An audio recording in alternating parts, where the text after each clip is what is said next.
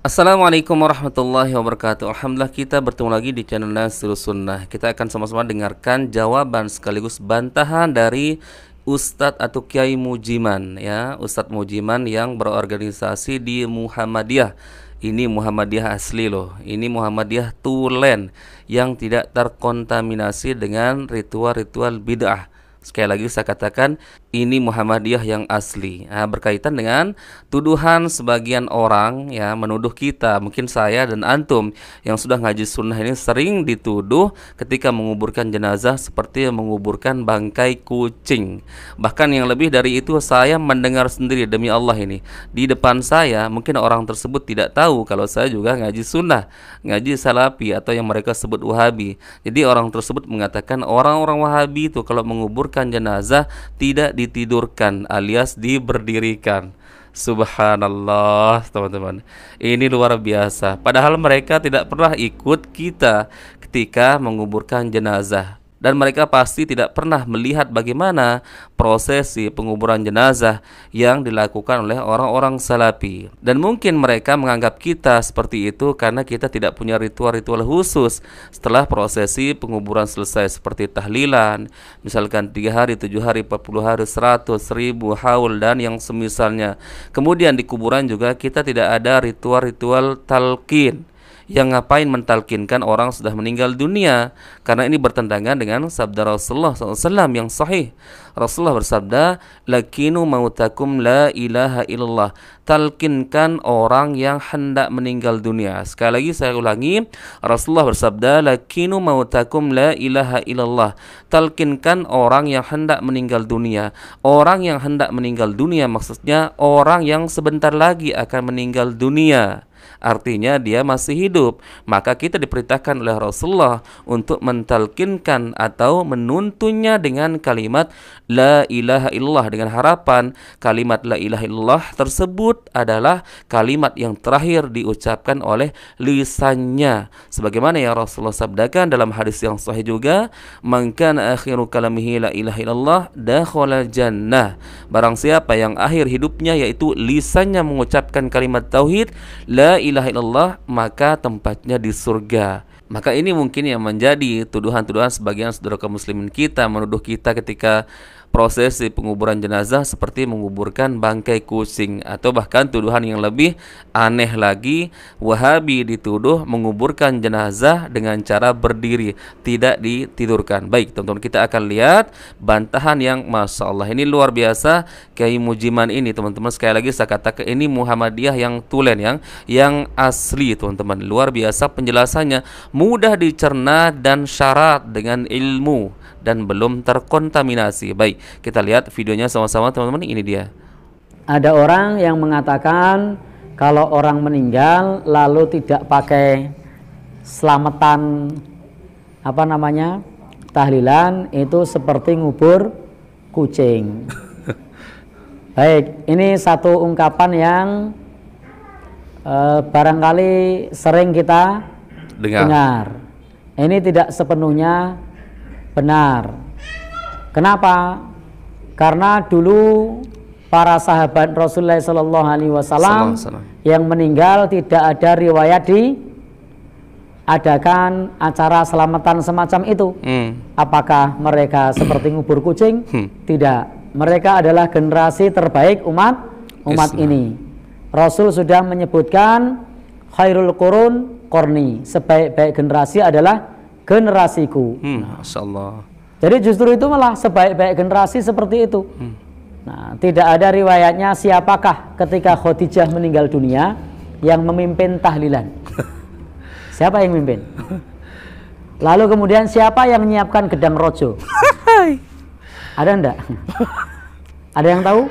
Enggak ada. Nah, ya, tidak ada ya penjelasannya. Padahal Rasul masih hidup ketika Khadijah meninggal.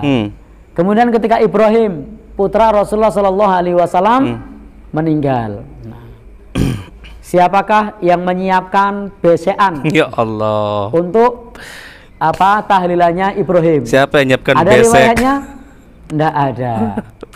Kemudian siapa lagi yang ketika meninggal Rasul masih hidup? Paman beliau Hamzah.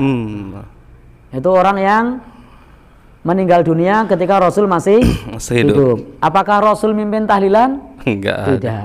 Sahabat Abu Bakar mimpin? Tidak. Tidak.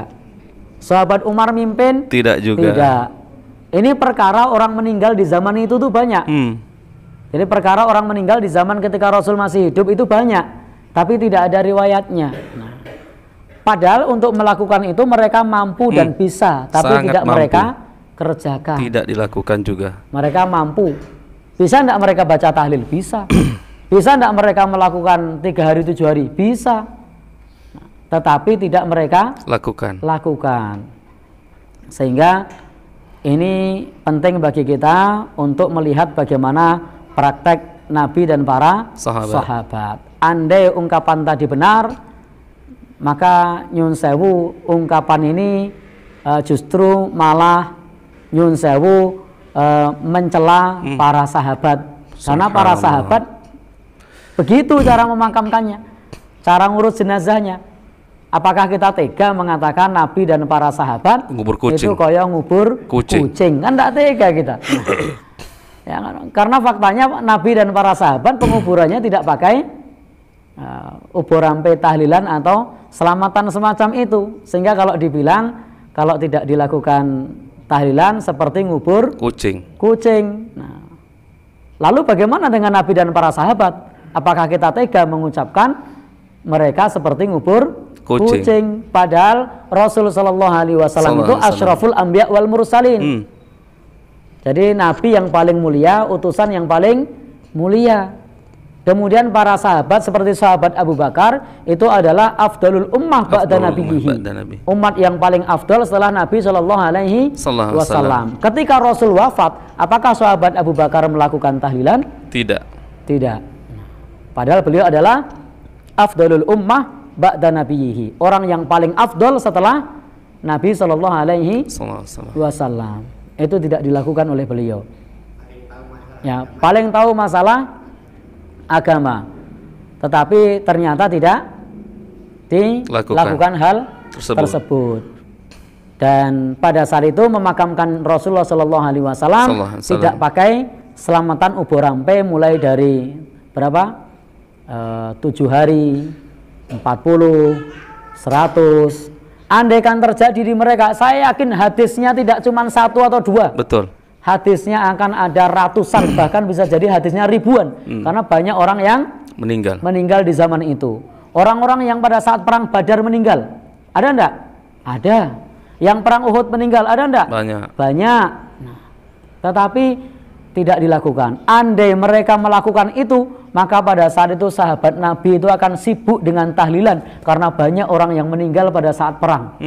Dan Nabi memimpin perang pada zaman itu kurang lebih sekitar 27 kali yang beliau pimpin sendiri. Dan perang di zaman Nabi ketika Nabi masih hidup itu sekitar 50-an kali. Masya Allah. Hampir tiap 3 bulan itu terjadi perang. Tetapi ternyata kalau misalnya ada ritual semacam itu, wah itu sahabat Nabi itu sibuk sekali itu. Kenapa? Setiap ada ekspedisi perang ada yang meninggal. Ada yang meninggal lagi, ada yang meninggal lagi. Ada yang masih 7 harinya, ada yang barengan dengan 100 harinya, ada yang barengan dengan setahunnya, ada yang barengan dengan 2 tahun. Oh, itu hampir tiap hari itu. Itu bisa melakukan yang seperti itu. Tetapi ternyata tak ada riwayatnya satu pun tidak ada. Padahal andaikan ada, kira-kira mungkin tidak benturan antara 7 hari dengan 100 yang lain? 100 benturan dengan yang setahun atau 2 tahun? Bisa. Bahkan bisa jadi tiap saat ada acara itu. Tapi tidak ada riwayatnya sampai kepada kita. Maka tegakah kita mengatakan mereka seperti ngubur kucing? Subhanallah. Ada yang tega? Tidak. Jadi kita beristighfar kepada Allah Subhanahu wa taala dari ucapan tersebut. Mudah-mudahan Allah mengampuni kita. Amin. Karena kita menyangka menguburkan itu sebagaimana Nabi dan para sahabat dianggap seperti kucing. Maka hendaknya kita beristighfar kepada Allah Subhanahu wa taala. Mudah-mudahan Allah mengampuni orang yang mengucapkan hal tersebut dan mengampuni kita semua. Amin ya Allah. Wallahu a'lam bishawab. Jadi teman-teman, murni apa yang selama ini menjadi tuduhan kepada kita, khususnya orang-orang salafi yang disebut Wahabi, murni karena tuduhan, karena dasar kebencian ya. Karena dasarnya memang kita tidak melakukan ritual-ritual tersebut.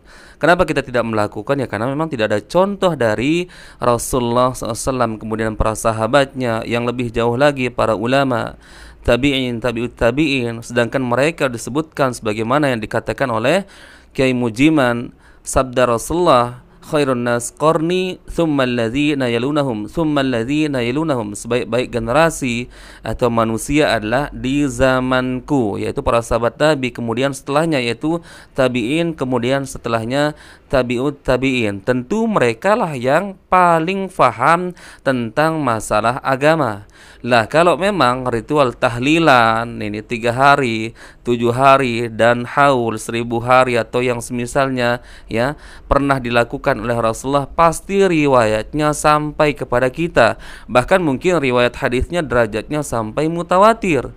Karena apa? Para sahabat Nabi yang meninggal dunia dikala Rasulullah masih hidup banyak sekali.